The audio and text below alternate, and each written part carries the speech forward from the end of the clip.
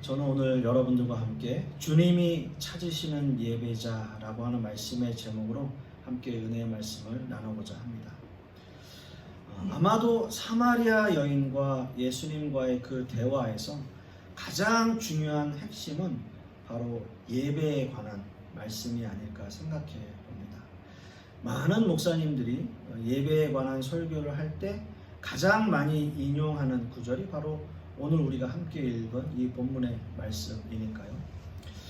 그래서 교회를 좀 오래 다니신 분들은 사마리아 여인이라는 말씀만 들으면 오늘은 예배에 관한 설교를 하시겠구나 라고 생각을 하실 수 있을 겁니다.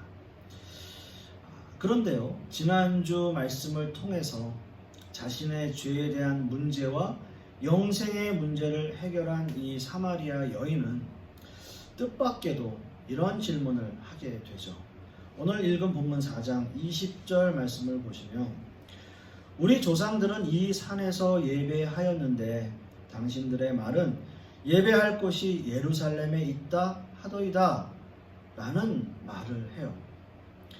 보통의 사람들은 즉 예수님께 치유를 받거나 자신의 죄를 용서함 받거나 또는 영생의 문제를 해결받은 사람들은 예수님께 별다른 질문을 하지 않아요. 성경에 그런 내용들이 별로 없습니다.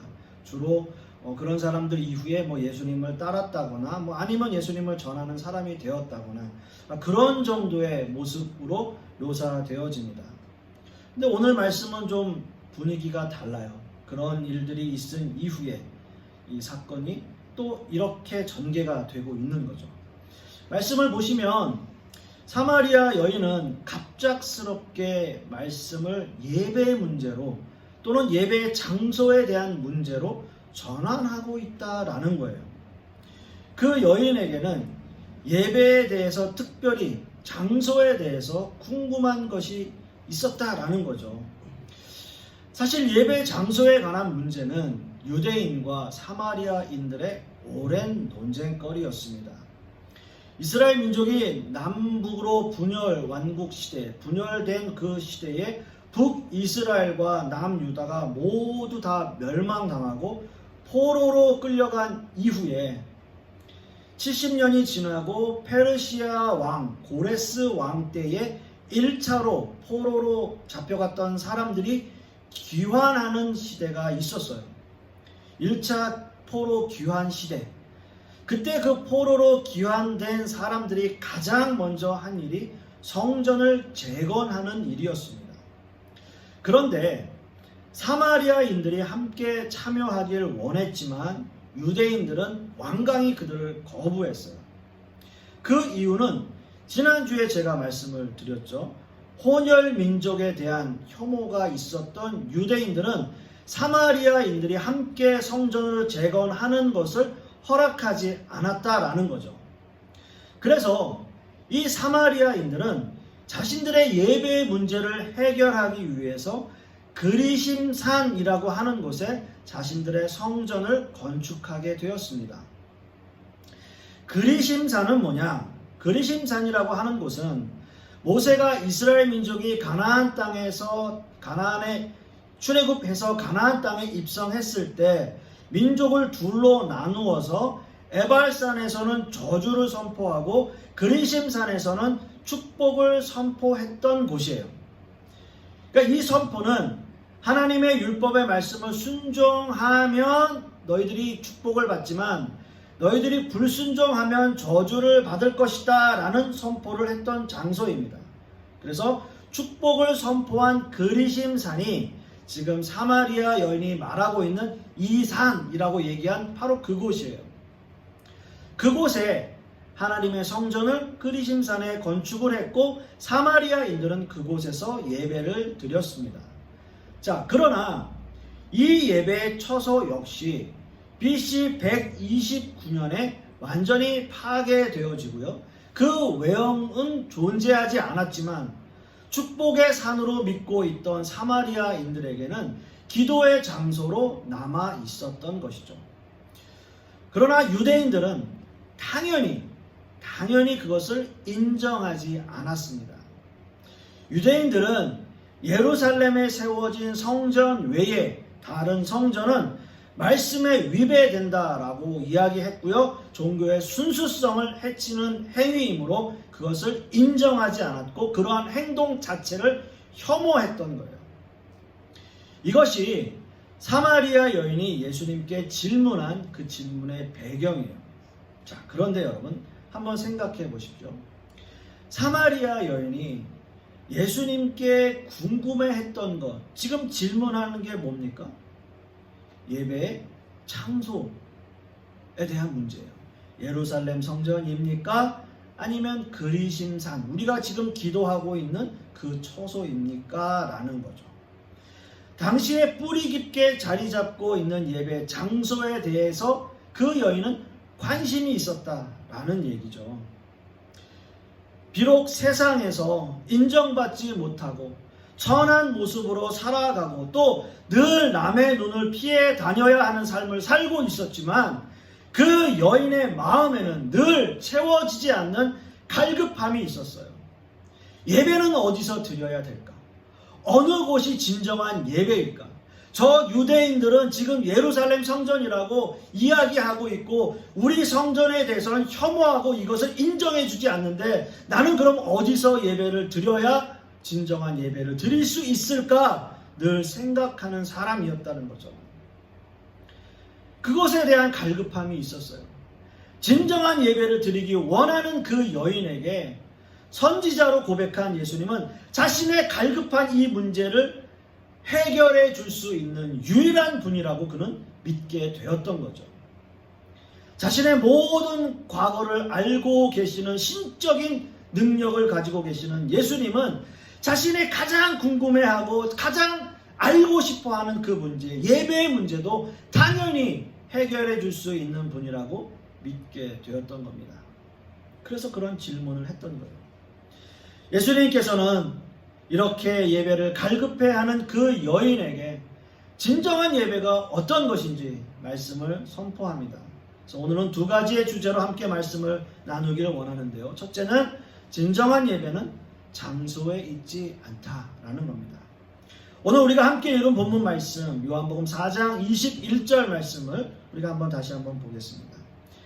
예수께서 가라사대 여자여 내 말을 믿으라.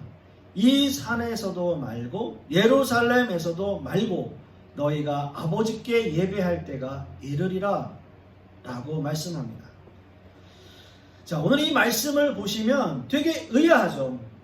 예루살렘 성전입니까? 아니면 그리심산입니까? 라고 질문하면 예루살렘 성전이야 아니면 그리심산이야 이런 이야기가 나와야 되는데, 이런 답이 나와야 되는데 예수님께서 말씀하시는 이 말씀 중에는 굉장히 뜻밖의 문장이 나오죠. 이 산에서도 말고 예루살렘에서도 말고, 이 말씀이에요. 거기서도 아니고 여기서도 아니야 라는 문장이죠.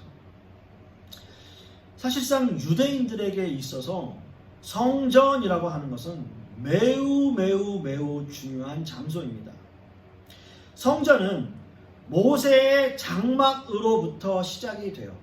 모세의 장막은 출애굽 당시에 지어져서 한 곳에 머물렀던 것이 아니라 늘 이동하면서 옮겨 다니면서 하나님 앞에 제사를 드렸어요. 이스라엘 민족이 움직이지 않는 그러한 성전을 지은 것은 솔로몬 왕 시대에 솔로몬 건축에 의해서 솔로몬이 그 성전을 건축했을 때가 최초예요. 솔로몬 성전, 그것이 최초의 성전입니다. 움직이지 않는, 현실로 지어진. 이것은 이스라엘 민족에게 큰 의미가 있는 거죠. 그것은 자신들이 성전을 지었다라고 하는 것은 우리가 이 성전을 지을 수 있는 나라의 땅이 있다라는 거예요.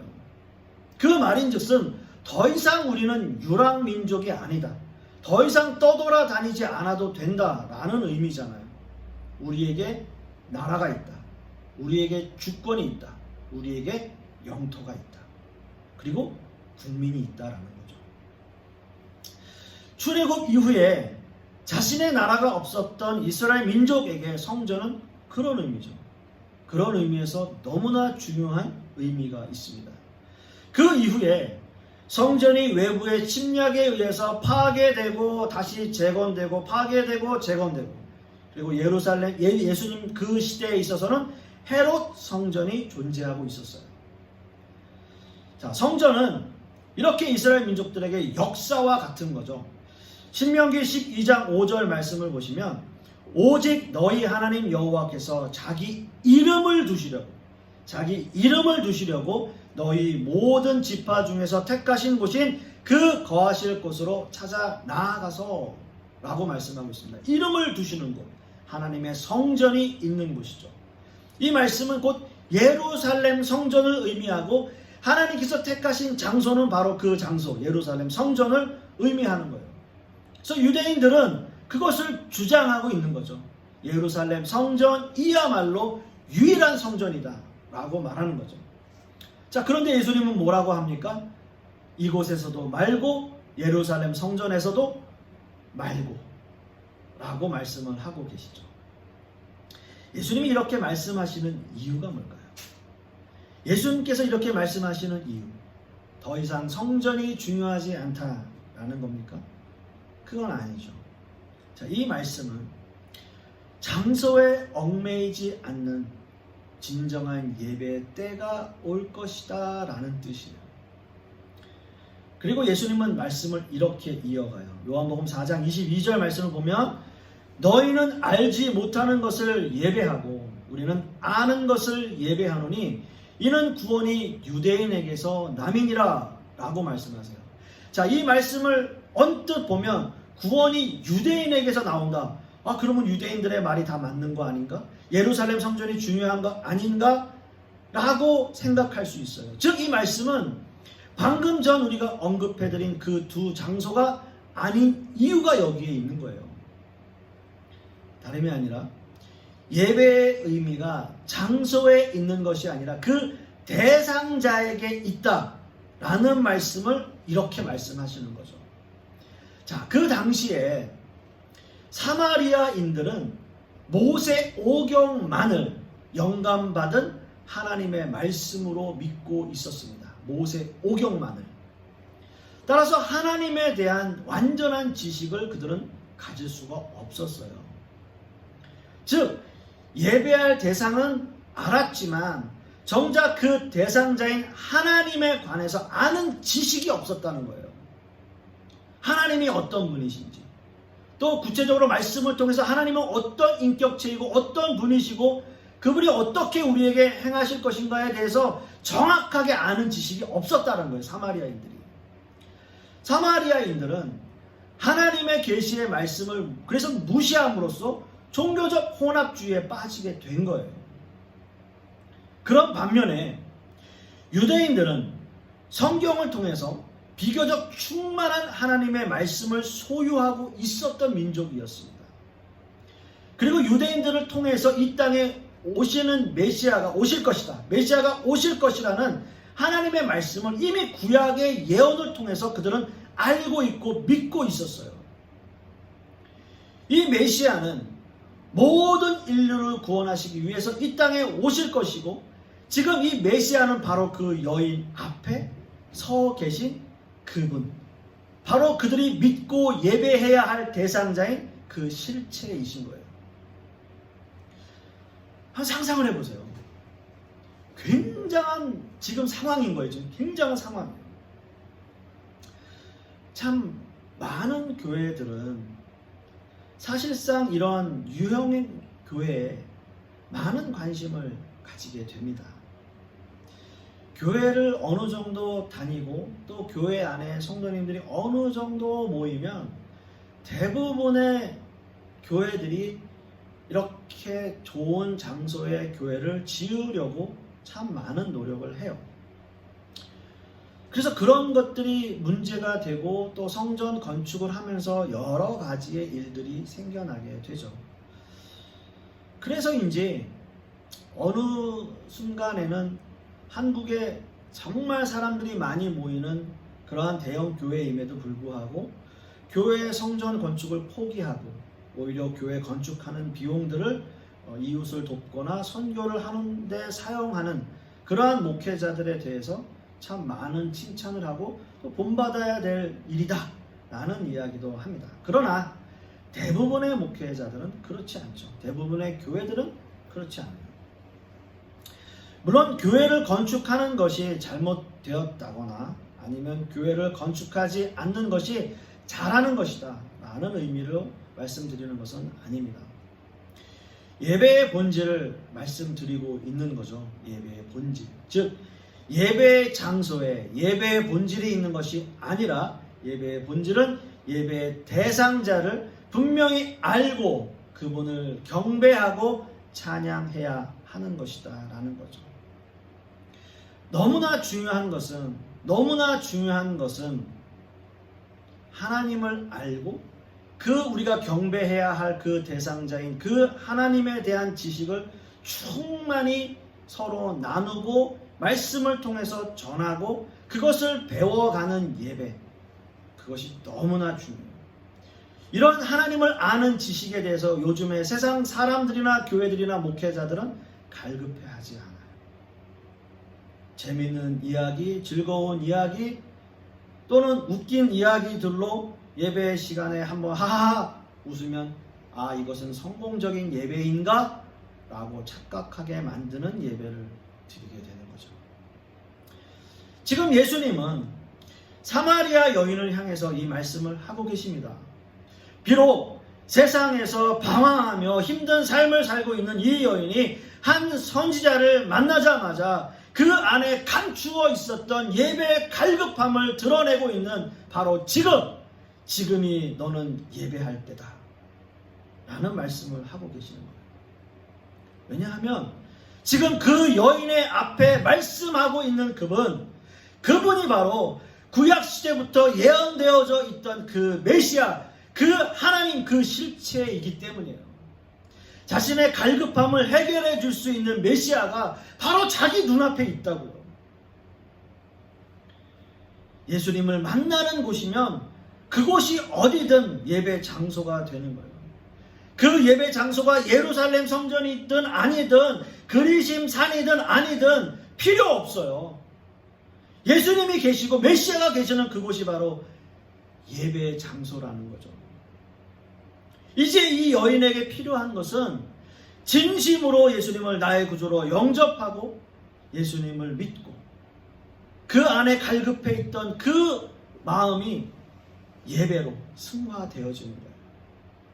진정한 예배를 드리는 거예요.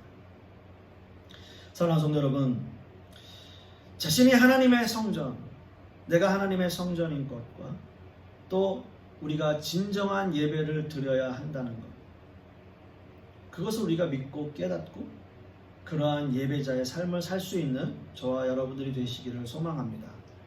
두 번째는요, 진정한 예배는 주님이 함께하는 예배여야 된다는 거죠. 요한복음 4장 23절과 24절 말씀을 보시면 아버지께 참으로 예배하는 자들은 신령과 진정으로 예배할 때가 오나니 곧 이때라. 아버지께서는 이렇게 자기에게 예배하는 자들을 찾으시느니라. 하나님은 영이시니 예배하는 자가 신령과 진정으로 예배할지니라 라고 말씀하고 있습니다. 김남준 목사님이 쓰신 책 중에 예배의 감격에 빠져라 라는 책이 있어요. 되게 오래된 책입니다. 이런 글이 있는데요. 하나님과 만남이 없는 형식적이고 차갑고 의대 없는 메마른 예배가 주의를 거룩하게 지키지 못하게 하는 가장 중요한 원인입니다. 예배를 통해 참회를 경험하지 못하니까 개인의 삶에서 하나님을 추구하지 못하고 하나님 없이 일주일을 살다 오니까 거룩한 예배를 드리지 못하는 겁니다. 라는 내용이 있어요. 언제부터인가 교회는 형식적인 종교 행사가 되어지고요. 교회 예배는 더 이상 감동이 없고요. 예배자들은 더 이상 뭔가를 하려고 하지 않는 시대가 되었어요. 그저 한 시간의 예배를 잘 견디면 그것으로 만족하는 그러한 예배. 그 시간 중에도 설교를 견디는 시간이 이 예배 시간 중에 최고의 난이도예요. 그게 가장 힘든 일이고요. 지금 여러분들은 최고의 난이도를 견뎌내고 계시는 중입니다. 모든 분들이 다 그런 건 아니겠죠. 아마도 진정한 신자라면 예배가 기대되고 또 예배를 통해서 하나님을 만나기를 간절히 원하겠죠. 예배를 통해 주님을 만나고 하나님과 우리의 인격적인 만남이 있는 곳, 그곳을 갈망하는 그러한 진정한 신자들도 있고 또 하나님께서는 그러한 신자들을, 그러한 예배자들을 찾으십니다. 오늘 말씀에서 예배하는 자들을 찾으시느니라 라는 이 말씀에서 찾다 라고 하는 이 말씀은 헬라어로 제테오라는 원어를 사용해요. 이 말씀의 의미는 원한다 또는 요구한다 라는 의미가 있습니다.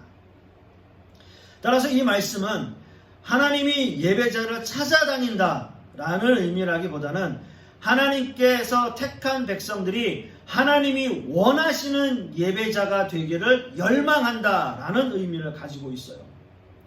그렇다면 하나님이 원하시는 예배자는 어떤 사람이겠습니까? 하나님이 원하시는 예배자,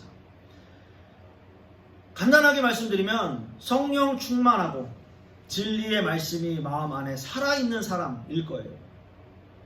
그런 의미에서 예배 안에는 본질적 두 가지 요소가 있습니다. 그것은 신령과 진정이라는 의미예요. 신령과 진정.